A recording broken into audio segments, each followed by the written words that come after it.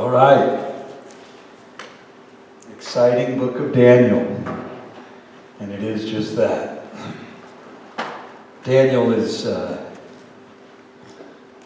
one of the books that you want to be familiar with when it comes to the area of prophecy. It's been said actually that Daniel is sort of the backbone to Bible prophecy as in any dimension. One of the reasons I think is chapter 2. Chapter 2, as I've titled it here, the history of the world. This really, we'll talk about this quite a bit here. This was one of the first chapters I think the Lord really, it jumped out to me. Growing up in the church, reading the Bible all my life, this chapter out of the whole Bible blew me away. And it does. It kind of just blows you away as you understand this is Daniel, a man who was used of God, who was called of God. And remember, really, the book of Daniel can be divided into these two sections. Historical is chapters 1 through 6, and then prophetical is chapters 7 through 12. So we're still in this historical section where you kind of get to know the person Daniel, which is cool. And it's not just Daniel, but there's Hananiah, Azariah, and Mishael, right? Shadrach, Meshach, and Abednego. Don't call Daniel Daniel anymore. Call him Belteshazzar if you're going to call those guys Shadrach, Meshach, and Abednego, right? Those are their Babylonian names, but that is what they become known by. But here in chapter 2, we have the first time Daniel's noticed, if you will, or seen and used by the king. Remember last chapter, he stands out because he won't eat the king's meat or drink the king's wine. And he says, put it to the test. See how we look up next to the other guys that are just kind of going along with everything. And it is really powerful because they looked better, healthier. And these were the cream of the crop, again, not taken to Babylon by choice, but forced. Daniel, along with Ezekiel, along with Jeremiah, these guys are in Babylonian captivity. But God is still going to use Daniel in a mighty way, especially through this guy, Nebuchadnezzar. And so, verse 1 of Daniel chapter 2 continues on now. And in the second year of the reign of Nebuchadnezzar, Nebuchadnezzar had a dream. He dreamed many dreams, wherewith his spirit was troubled and his sleep brake from him, or went from him so that he couldn't sleep. Well, verse 2, then the king commanded to call the magicians, the astrologers, the sorcerers, the Chaldeans, for to show the king his dreams. So they came and they stood before the king. And the king said unto them, I have dreamed a dream, and my spirit was troubled to know the dream. Well, then spake the Chaldeans to the king in Syriac, O king, live forever. Tell thy servants the dream, and we will show the interpretation. The king answered and said to them, No, Chaldeans, the thing is gone from me. I can't remember my dream. If you will not make known unto me the dream with the interpretation thereof, you shall be cut into pieces. Verse 5, right? And your house shall be made a dunghill. This is just the way they talk to each other. This is Babylonian lingo. Verse 6, but if you show the dream and the interpretation thereof, you shall receive of me gifts and rewards and great honor. Therefore, show me the dream and the interpretation thereof. Verse 7, They answered again and said, "Let the king tell his servant the dreams, and we will show the interpretation of it. Come on, king." The king answered and said, "I know of certainty that ye will gain the time, because ye see the thing is gone from me." He's still sticking to that. "But if ye will not make known unto me the dream, there is but one decree for you, for ye have prepared lying and corrupt words to speak before me until the time be changed. Therefore tell me the dream, and I shall know that ye can show me the interpretation thereof."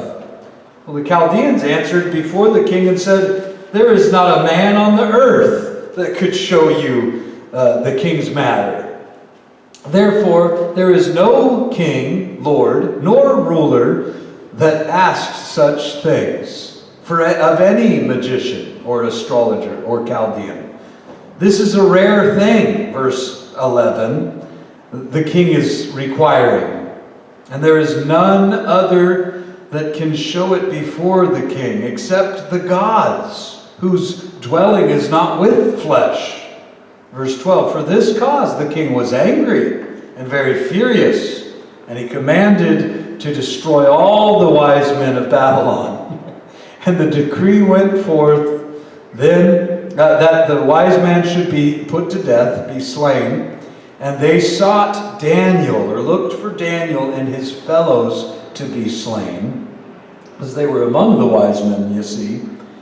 "But then Daniel answered with counsel and wisdom to Arioch, this captain of the king's guard, which was gone forth to slay the wise men of Babylon. He answered and said to Arioch, the king's captain, 'Why is the decree so hasty from the king?' Well, then Arioch made the thing known to Daniel. Well, then Daniel went in and desired of the king that he would give him time, and that he would show the king the interpretation." Verse 17, "Then Daniel went to his house, and he made the thing known to Hananiah, Mishael, and Azariah, his companions, that they would desire mercies of God, of the God of heaven, concerning this secret, that Daniel and his fellows should not perish with the rest of the wise men of Babylon. Then was the secret revealed unto Daniel in a night vision. And then Daniel blessed the God of heaven. Daniel answered and said," if you've got highlighters or underliners, if you still have paper and ink, you want to use mark up your Bible, this is one to mark. Verse 20. "Blessed be the name of God forever and ever, for wisdom and might are his. And he it is that changes the times and the seasons. He removes kings and sets up kings. He gives wisdom unto the wise, and knowledge to them that know understanding. He reveals the deep and secret things. He alone knows what is in the darkness, and the light dwells with him. I thank thee, and I praise thee, O thou God of my fathers, who hast given me wisdom and might, and hast made known unto me now what we desired of thee. For thou hast now made known unto us the king's matter." Therefore Daniel went in unto this Arioch, whom the king had ordained to destroy the wise men of Babylon. He went and said thus unto him, "Destroy not the wise men of Babylon. Bring me in before the king, and I will show unto the king the interpretation of his dream."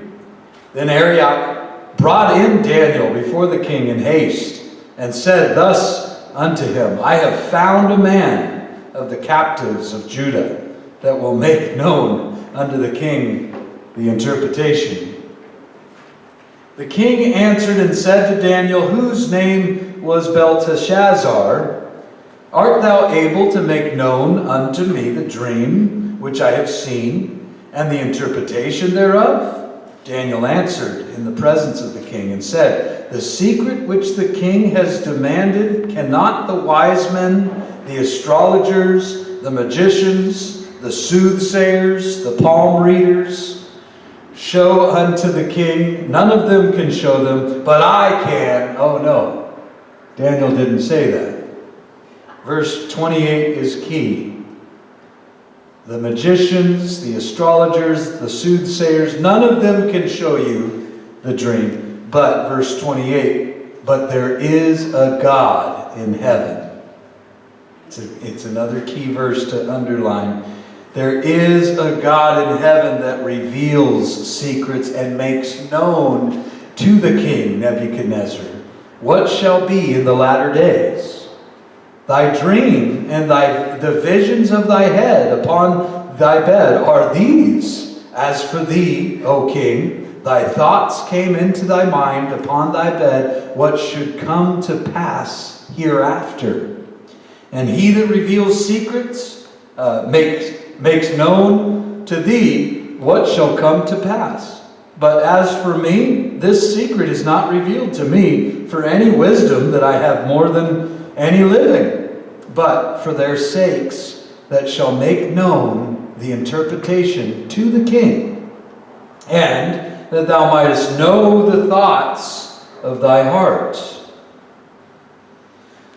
So up to this point, we'll stop there for a moment. I think that's about half the chapter, maybe a little less than half. A little more than half, sorry. But Daniel's being faced with something challenging. In fact, it's telling the unknown. Even the magicians can't do it. The soothsayers, which by the way, Deuteronomy 18 was forbidden for anyone to do this. But we're learning, aren't we? This is another culture, Babylon. This is not God's people. This is not God's land. Unfortunately, God's people have been carried off by the Babylonians. Daniel was among that group. And they're now in Babylon, already being tempted, being put in with the rest of the crowd, the rest of the wise men. They were really being indoctrinated, if you will, in the school of these wise men. And that we talked about that last week. Daniel must have stood out because he would not just go along, and his three friends would not just go along with the crowd. These guys were chosen of God and used of God. And Daniel still stands out. So much so, they sought after Daniel. Because these guys now, their lives are on the line. These other wise men, the magicians, the astrologers, all of these guys, they knew something about Daniel was different. Does the world look at you and say something's different? I hope they do. Just as the title of the message last week was, Dare to be a Daniel. Stand out. Not just go along with the flow. Not just do as you're told. But to truly fear God. What comes along with the fear of man? A trap, a snare. And we do a lot of dumb things because of the fear of man. A lot of pointless things. But Daniel fears God and not Nebuchadnezzar, which was it's an understatement to say Nebuchadnezzar was a powerful king. That's an understatement. This guy was, Daniel's going to define it, actually, the way he talks to him, if I'll shut up and keep reading. Okay. Verse 31. Thou, O king. Now this is Daniel interpreting and telling the king, Nebuchadnezzar, his own dream. This is fascinating. This is incredible. Thou, O king, you saw and beheld a great image, this great image whose brightness was excellent, it stood before you, and the form thereof was terrible or awesome. Just this massive, incredible image of a man. Verse 32, that this image's head was of fine gold. It was made out of pure gold. His breast or his chest and his arms were of silver. His belly and his side, or his belly and his thighs, were of brass or bronze. Verse 33, his legs were made out of iron, and his feet were part iron and part clay. And thou sawest till that a stone was cut out without hands, and it smote the image upon his feet that were of iron and clay, and it brake them to pieces. Well, then was the iron, the clay, the brass, the silver, the gold broken to pieces together, and became like the chaff of the summer threshing floors, and the wind carried them away, that no place was found for them. And the stone that smote the image became a great mountain and filled the whole earth. Verse 36, this is the dream, and we will tell the interpretation thereof before the king. Here's where you find out this is no small king. This is the ruler of the known world at the time. Verse 37, thou, O king, art king of kings, for the God of heaven hath given thee a kingdom, power, strength, and glory. That would be a gutsy thing for Daniel to say. It's God who's given you the power that you have, O Nebuchadnezzar. This guy was full of himself, we'll find out more, but he was in charge of the known world. He was a powerful, strong king, and he was young. He was also a young king. Verse 38, and wheresoever the children of men dwell, the beast of the field and the fowls of the heaven has he given into thine hand, and has made thee ruler over them all. Thou art this head of gold. So there's the head of gold. It's Nebuchadnezzar and Babylon in all of its glory. And after you, though, verse 39 goes on to say, shall arise another kingdom inferior to thee, and another third kingdom of brass. So he didn't mention the silver, but now we're on the third of brass, which shall bear rule over all the earth. Verse 40, and the fourth kingdom shall be strong as iron. For as much as iron breaks into pieces and subdues all things, and as iron that breaks all these, shall it break in pieces and bruise. And whereas thou sawest the feet and the toes, part of potter's clay and part iron, the kingdom shall be divided, but there shall be in it of the strength of the iron, for as much as thou sawest the iron mixed with clay. Verse 42, and as for the toes of the feet were part of iron and part of clay, so the kingdom shall be partly strong and partly weak or brittle, broken. Verse 43, and whereas thou sawest iron mixed with clay, they shall mingle themselves with the seed of men, and they shall not cleave one to another, even as iron is not mixed with clay. And in the days of these kings shall the God of heaven set up a kingdom which shall never be destroyed, and the kingdom shall not be left to other people, but it shall break in pieces and consume all these kingdoms, and it shall stand for 1,000 years. No, it shall stand forever. For as much as thou sawest that the stone was cut out of that mountain without hands, and that it broke in pieces the iron, the brass, the clay, the silver, and the gold, the great God has made known to the king what shall come to pass hereafter. And the dream is certain, and the interpretation thereof is sure. It's a sure thing. Well, then the king Nebuchadnezzar fell upon his face and worshipped Daniel. These again are the type of people they were. Man. We laugh, but we're really not that much different in our day. Worshiping worship leaders, worshiping musicians, pastors, writers of books, really successful, great people that are gifted, but we could be just as foolish, just as dumb as Nebuchadnezzar falls down and worships the instrument. It's like hugging a tree. Right? Worshiping the creation. Daniel, he's a created human.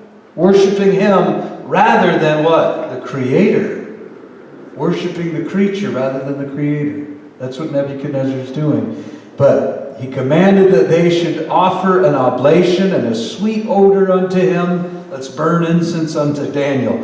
Verse 47, the king answered unto Daniel and said, of a truth it is that your God is a God of gods and a Lord of kings, and a revealer of secrets, seeing thou could reveal this secret. Verse 48, then the king made Daniel a great man, and gave him many gifts, and made him ruler over the whole province of Babylon, and chief of governors over all the wise men of Babylon. Then Daniel requested of the king, and he set Shadrach, Meshach, and Abednego over the affairs of the province of Babylon. But Daniel sat in the gate of the king. So the reason why this is titled The History of the World is this chapter 2, right around verse 4 and verse 5, in the original text, language, whatever you want to call it. See, Daniel chapter 1, well, the Old Testament is written in, come on, anybody? Hebrew. The Old Testament is written in Hebrew, okay. Except when you get to Daniel chapter 2, verse 4. Interesting, it's written in Aramaic. Why is that interesting? Because chapter 1 is concerning Israel, so it's appropriate. It's written in Hebrew. From chapter 2 now, all the way through about chapter 7, it's going to be talking about what we call Gentile world history, other than Israel. And so it's only appropriate that it's written in the Aramaic language, a Gentile language.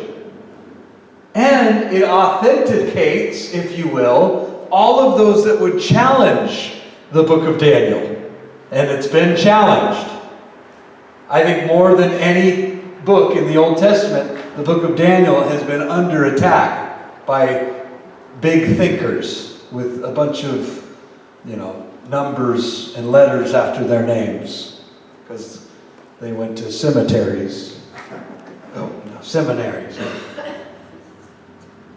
So it's been under the microscope. They've tried to say, for one thing, it's so accurate, especially this interpretation of the dream and all of that. And we're going to get, this is a sneak peek of chapter 7. So those of you students that are studying this for the first time, make sure you got at the heading here, chapter 7, because we're going to see these 4 metals, kind of these 4 different empires, if you will. They'll come up again. And it's important for Bible prophecy. Because what he's laying out here is from the time that Daniel is actually telling King Nebuchadnezzar to present day. This is mapping out the history of the world. It really is incredible. And I mean, the accuracy, the incredible, there's just no way that anyone could just write this down. And, like I said, it actually authenticates the fact that part of this is in Aramaic, only makes it more authentic than any other book. And so I found that incredible. And I didn't know that before tonight. So chapter 2, right around verse 4, it switches to Aramaic, and it will continue to be written in Aramaic right until we get to about chapter 7, where we get back to this. And back to Israel, if you will. Israel seems to come back up, and it always does. When you're talking about Bible prophecy, when you're talking about these things, remember Israel has a special place. And that God speaks to people in dreams. God speaks even to people that Nebuchadnezzar didn't have a relationship with God.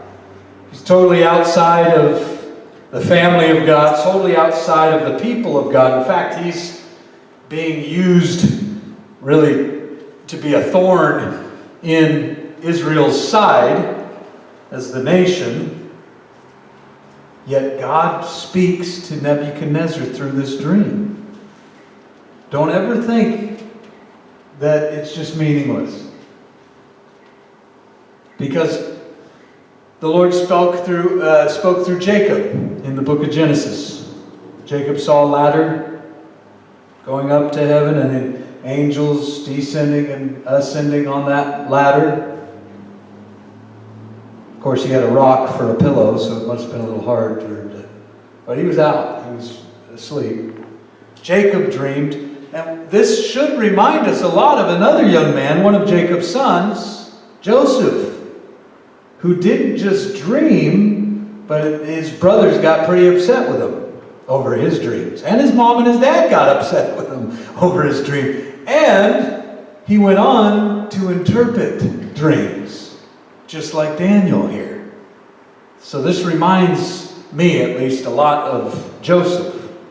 Because after he interprets those dreams, it gets him out of jail, out of prison, and he's promoted, just like Daniel here. At the end of the chapter is lifted up. He's promoted.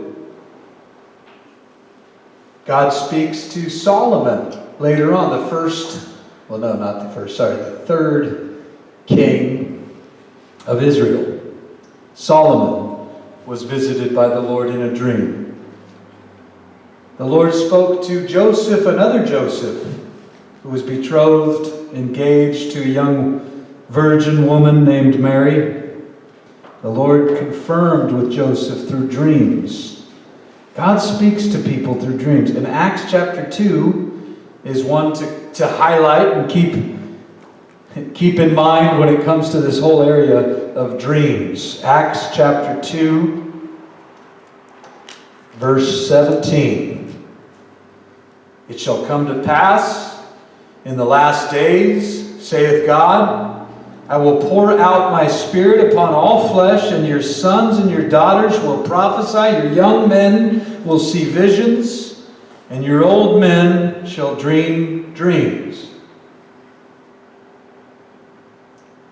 The church has put so much emphasis on visions, on prophecies, but don't leave the dreams out.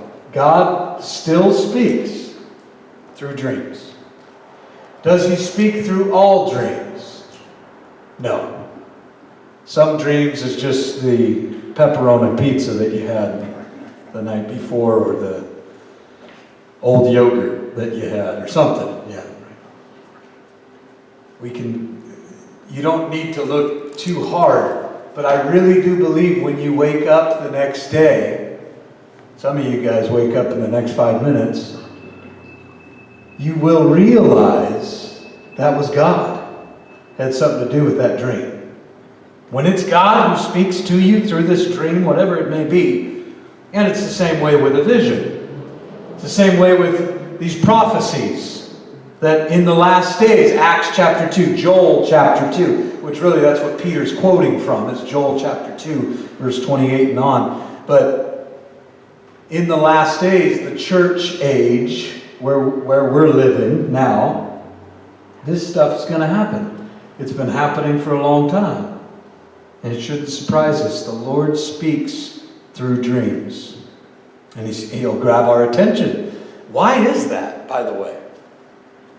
I think, and this is just a personal thought, that maybe it's because it's the only time we're quiet enough for Him to speak to us. Where finally our brains are shut off. Finally we're at a point where we can hear from Him.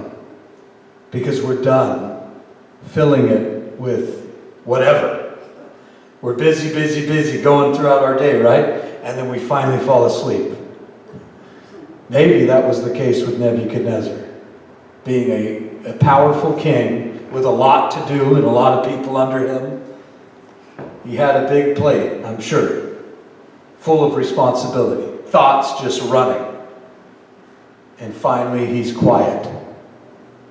He's finally at a point where the Lord will speak. And He speaks to him through this crazy dream of a massive statue with all these precious metals. One thing that's, I think, important to note is how the precious metals regress or get less valuable. Starts with gold, the most valuable. Then it goes to silver, which is less valuable. Then it goes to brass, which is less valuable. Then it goes to iron, which is less valuable. Then you end up with clay, which is basically dirt. Where I came from. And you too, by the way. Nebuchadnezzar's going to find that out, don't worry. He'll get knocked down a notch or two. Daniel knew, didn't he? Don't miss here the reason I think that God chose Daniel. The reason God will choose any godly man of God or woman of God is because they are full of humility. Daniel displays such humility, doesn't he? Even before going before the king, even before God's really lifted him up or promoted him, did you note, I hope you did, I told you to underline it, verse 20. Back to verse 20, we have kind of a worship song that Daniel just breaks forth and says, guys, oh, and I love it, when he's challenged, he doesn't go, whining to anybody. He goes to his friends, and basically they're calling a prayer meeting. Probably the most intense prayer meeting of their life. This means their necks are on the line. So verse 17, then Daniel went to his house, and he made the thing known to Hananiah, Mishael, and Azariah, his companions. I hope you do this. I hope you do this, not just to your wife, or to your husband, or to your family, your immediate blood relation family, but to your companions. Those that know the Lord, that walk with the Lord. I hope that you do this like Daniel does.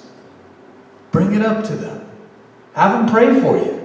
One of the most intense things we can do is pray with one another for whatever we're going through in our lives. It really is so intense. So they go before the Lord, and Daniel bursts forth, he breaks forth, blessed be the name of God forever and ever. Wisdom and might are His. All wisdom, by the way, all might, all honor is from Him. And it is His. It rightfully belongs to Him. But it's even before any good thing came out of this. Note that. See, we should go before the Lord giving Him thanks and praise. It's one of the reasons why when we come in here, whether it's Sunday morning or Sunday night, Thursday night, whatever time we're together, it's one of the reasons we start with Judah. Praise. That word, the tribe of Judah was put forth in battle, praise goes first. We need to be reminded to give praise, to give glory, to give honor to God. We're praising men throughout the week. If it's not ourselves, it's another. We're giving glory, and we're living in the day of man. Talked about this a lot with going through Revelation on Thursday nights. So appropriate, by the way, that we just started Daniel, and we're in Revelation, looking at the Babylons. Yeah, just God's timing, not mine, by the way. I love it when the Holy Spirit does that.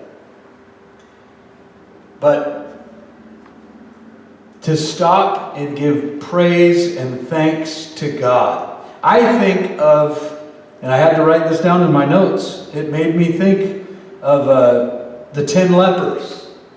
The 10 lepers that basically they're healed on their way, right? Out of 10, one came back. And they said, "Thank you, Jesus." Jesus made them healed them of their leprosy. And one of those came back and said, "Thank you, Jesus." And Jesus looked at the one and said, What happened to the other 9? And he said to the one, "You are now made whole." The others probably got healed. Maybe a few good things happened to them. And who knows what happened from that time forward. I know there's going to be one that we meet in heaven. That's for sure. But Jesus heals so many. Jesus even is revealed to so many. Yet, where's the thanks? Where's the praise? Be known like Daniel here. And be known like Mary is known. Mary in Mark chapter 14, Mary, this one who goes down in history as one that worshipped Jesus. But the enemy was there, just like the enemy's here. The enemy whispers in your ear, just like Judas in the story in Mark chapter 14 says, "What a waste. You're wasting all of that on Jesus." The enemy does the same thing too tonight. What a waste. You're singing songs, you're gathering together for an hour. Some of you guys don't realize 3 hours of Bible study. No, I'm just kidding. But I got a couple of you. Okay. But you gather together. The enemy would say the same thing Judas said in Mark chapter 14. What a waste. He tries to convince you it's a waste. There was another who prayed and praised. He goes down in history as a worshiper. One who worships God with all his might. David. He's got many psalms written by him, David. But what I love is the story of the ark finally coming. And every 6 steps, what does he do? Stops. And builds an altar. And worships the Lord. Every 6 steps. And any one of us going with David, traveling with him on that journey, would say, "This is so inefficient. This is so stupid. What are you doing, David?" But no, he stops and he worships the Lord. The wisest thing any king ever did was stop and worship the Lord. Why did David do that? Why did he know to do that? Because he tried it in the flesh and someone died. Moving the ark and doing it the world's way. Get together a bunch of boards and carts and put it on a wheel, a big wheel. The churches do the same thing. They put together a board. They have the wheels going and, man, they write down all their stuff, big programs. Man, we'll make this happen. People die that way spiritually. Churches die that way. But it's a big lack. We lack people that will worship and take time to do it. and not believe the lie that the enemy tells us over and over and over. The enemy whispers, I don't know about you, but he whispers in my ear all the time. What a waste. And Jesus would one day look, and he said to Judas, it would be better that you were never born. Why? Because you're the waste, Judas. You're the son of perdition. Waste. That's what that means.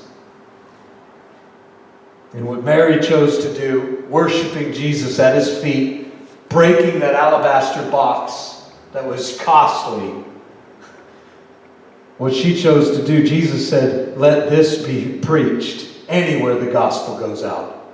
Let people remember. And they do. I do. And Jesus basically shoos away the enemy. Shoos him away from her. Let her alone, he says. Right? He does the same thing for you and me. Only the Lord can give you the info that you're looking for, Nebuchadnezzar. I can't. That's the humility of Daniel. That's how humble this man Daniel was. It's only the Lord that can do this. That can reveal to you and give. I mean, even the magicians, the astrologers are saying this is impossible. What you're asking is, no one can do it. They said that. Not a man on earth could do this. And they were right, weren't they? Because Daniel's not doing it. It's God. It's God in Daniel, right? It's Christ in me, the hope of glory. It's not any human flesh, although we'll take the glory. Did you notice Arioch in verse 25? He's a typical Babylonian, typical flesh, guy in the flesh. Verse 25, Arioch brought Daniel in before the king in a hurry. He brings him and he says, I found a man that can tell you, I've got the solution here. I did it. Wait a minute. No, you didn't. But he'd love to take the credit for it, didn't he? Right away, just like any of us. It's just our tendency, isn't it, in the flesh. But you get the picture, you get the story. The feeling here is that their lives are at stake, including Arioch, this guard of the king, this guy that has been put in charge of the wise men and putting them to death or letting them live. Life and death is now in the hands of Daniel. That's why he spends that time in prayer. But I love kind of God's view. See, this is man's view of what happened.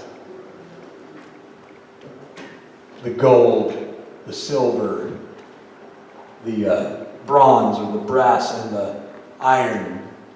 It's how man would describe these empires.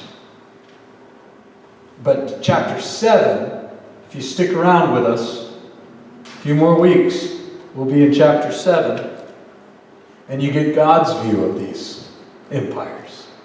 Same empires, but God sees them in a different light. Not so sharp, not so, this is how man sees them. And Nebuchadnezzar, it's his dream. He's having this dream. So the head of gold is Nebuchadnezzar. You guys get that, kids? And it is the empire, the Babylonian Empire. That's the head of gold. So what's the chest and the arms? We find out, and he will identify this further as we get into the book a little bit more. It's the Medo-Persian Empire, the Medes and the Persians, which will come in. And it's interesting, there's two arms and the chest there of silver, and it's Medes and the Persians. And that happened, by the way, I wrote some of this down. Sometimes I refer to my notes. 530 BC is when the Medes and the Persians came and they overthrew the Babylonians in 530 BC. So that's the arms and chest of silver is the Medo-Persian Empire, which overthrew the Babylonians in 530 BC. The belly and the thighs of brass. The Medo-Persian Empire was overthrown by the Greeks, the Grecian Empire, which again Daniel will further bring up later in the book. And this all happened. This all really happened. That's why this is incredible. It's the history of the world. Because the Medo-Persian Empire was overthrown by the Greeks in 330 BC by Alexander the Great. You guys might be able to remember that if you're ever on a test. In a test, how old was Alexander the Great when he died? 33. Young man. But he conquered the known world. It was said, the legend goes, that he was victorious, celebrating after conquering, well, the Medo-Persian Empire. And he went out celebrating. It was a rainy night. And he was drinking, partying all night at 33 years old. And he came back into his tent, basically died of pneumonia. Because he was all wet and and the last words that anyone ever heard him say was, he was just bawling his eyes out because there was no more world for him to conquer. He was depressed and totally, that's it? This is it? This is what I've been fighting all this time about? I'm the known leader. He was like the new Nebuchadnezzar. Conquered the world? Is that all there is to conquer? The reason I love that story is there's another that really did conquer the world at 33 when he died on a hill called Calvary. Jesus Christ. And he didn't look in despair and look depressingly in a drunken stupor saying, is that all there is? I thought there was more world to conquer. No, Jesus didn't just die. He rose again.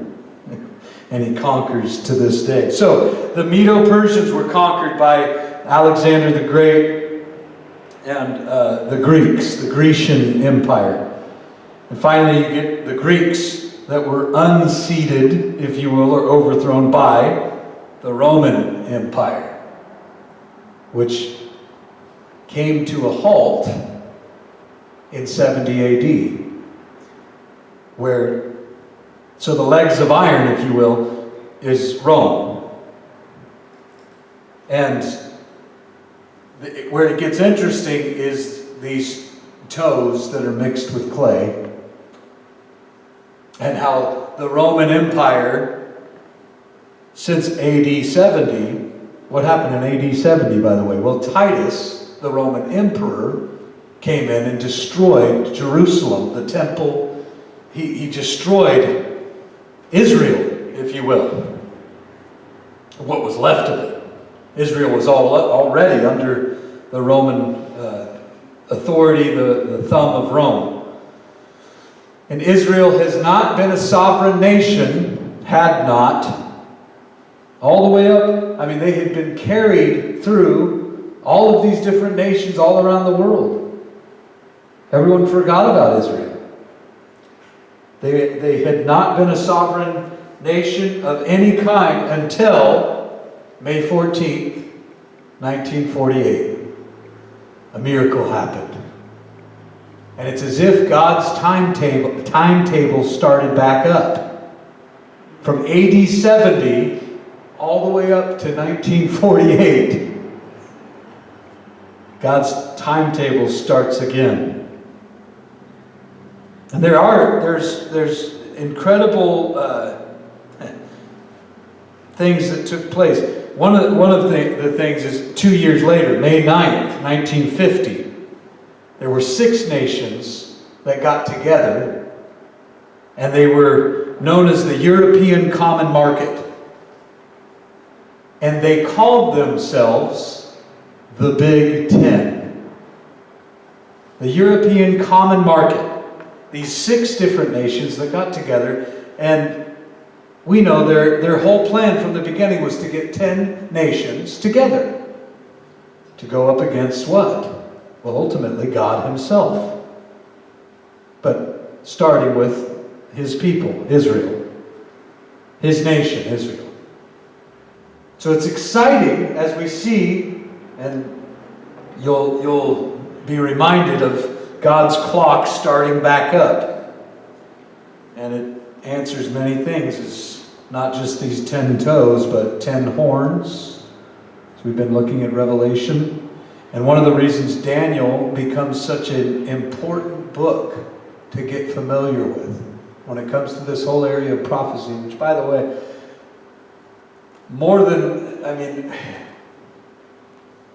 most of what the Bible talks about is prophecy.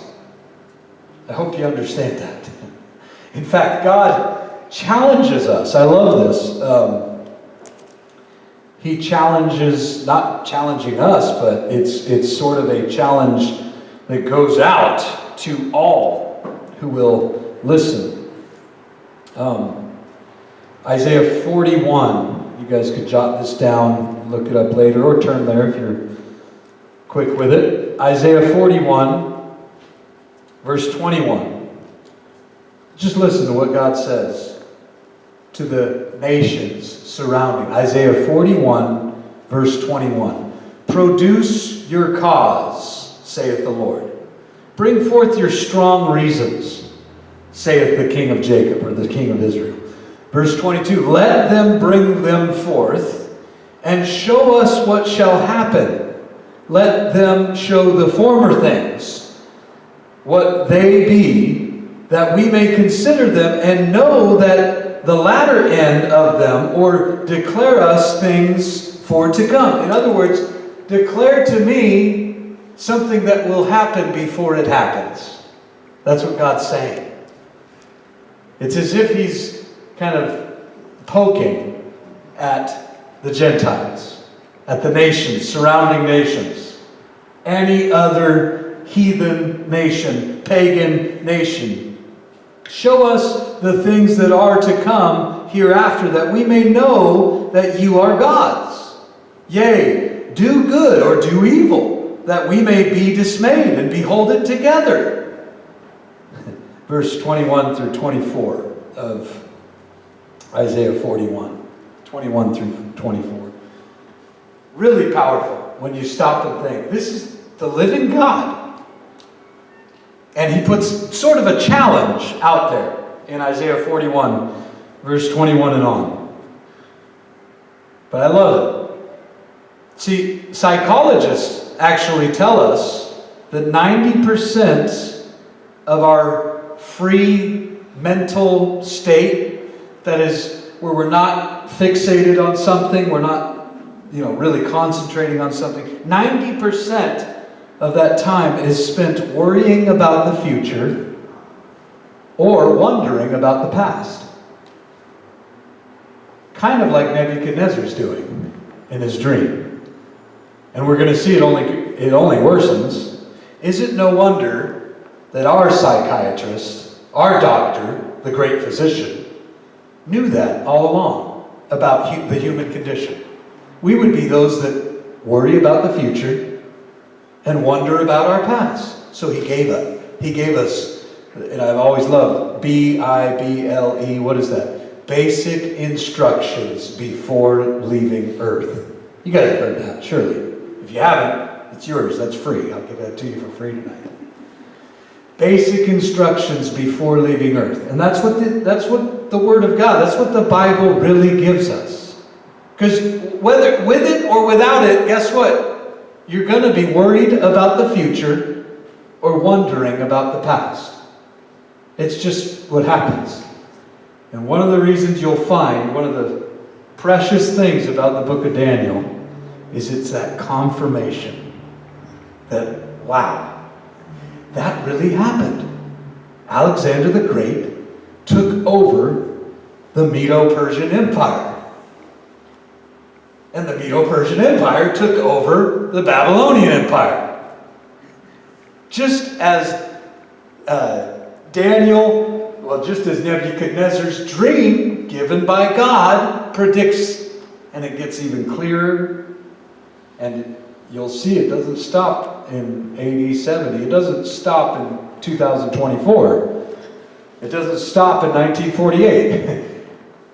But we see so much as we've been studying Revelation about the revealing of Antichrist, so many different things. But the most important thing is what? Jesus Christ. That He's coming. The imminent return of Jesus Christ. And to be one like Daniel who stops and praises the Lord and is known for worshiping the Lord. Because without worship, really, there's no reason. It's kind of like we've been talking about without heaven. Without heaven, we're a lost cause. But I cannot help but touch on the stone that is not made with hands. And you guys should know, 1 Peter, I think it's 1 Peter 2:8. I'll make sure, I'm checking it here. 1 Peter chapter 2. We'll begin at verse 6, actually. 1 Peter chapter 2, verse 6. Wherefore also it is contained in the Scripture. Behold, I lay in Zion a chief cornerstone, elect and precious, and he that believes on him shall not be confounded. Unto you, therefore, which believe, he is precious. But unto them which are disobedient, the stone which the builders disallowed or rejected, the same is become the chief cornerstone, and a stone of stumbling, a rock of offense, even to them which stumble at the word, being disobedient, whereunto also they were appointed. So, 1 Peter chapter 2, verses 6 through 8 there, kind of reveal to you and I what this stone made without hands is. Not what it is, but who this stone is. And it is a rock of offense. It will cause any Jew today to stumble all over it. What are you talking about? The Messiah is not yet come. They're still looking for Messiah. Many are. But He's the rock of ages, the rock that will grind you to powder, or you can rest everything on Him. He's the rock of my salvation. I hope He's the rock of your salvation, because either way the rock will fall on one and crush you and grind you to powder, or this rock of great offense, this rock will come, and it does hit those 10 toes, the nations, and they fall, they stumble. Well, they're destroyed ultimately, which this whole statue, this picture in this dream, it's why Nebuchadnezzar is so worried, is because of this rock that comes and hits the bottom of the statue, the toes. Jesus Christ conquers every nation. In fact, we are a royal, holy nation, aren't we? That's the church, which, by the way, is unique. You're not Israel. We're not Israelites. We are the church, a separate entity, totally and completely independent. Remember that. Keeps you from a lot of false teachings that's out there. Because it's important. Why?